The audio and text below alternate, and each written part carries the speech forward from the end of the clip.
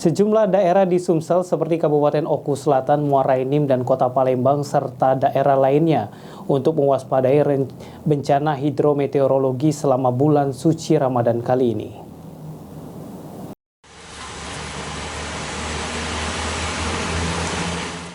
Bencana hidrometeorologi yang masih akan terjadi di Provinsi Sumatera Selatan, sejumlah daerah seperti Kota Palembang, Oku Selatan, Muara Enim, dan beberapa lainnya dihimbau untuk mewaspadai bencana hidrometeorologi ini.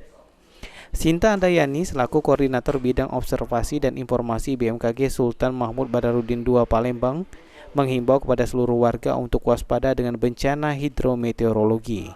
Khusus Kota Palembang sebagai ibu kota dari Provinsi Sumsel, Sinta menyampaikan cukup rawan dengan genangan jika hujan cukup tinggi, serta pasang air Sungai Musi.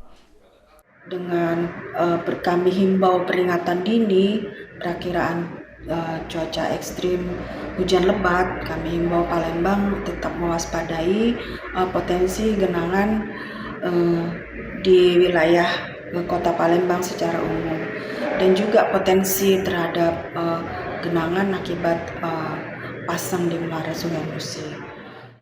BMKG memperkirakan hujan masih akan terjadi di Sumsel sampai April mendatang, dengan potensi sedang dan lebat setiap harinya yang disebabkan adanya bibit siklon tropis di selatan Jawa. Firman Hidayat, Hafid Zainul, PAL TV.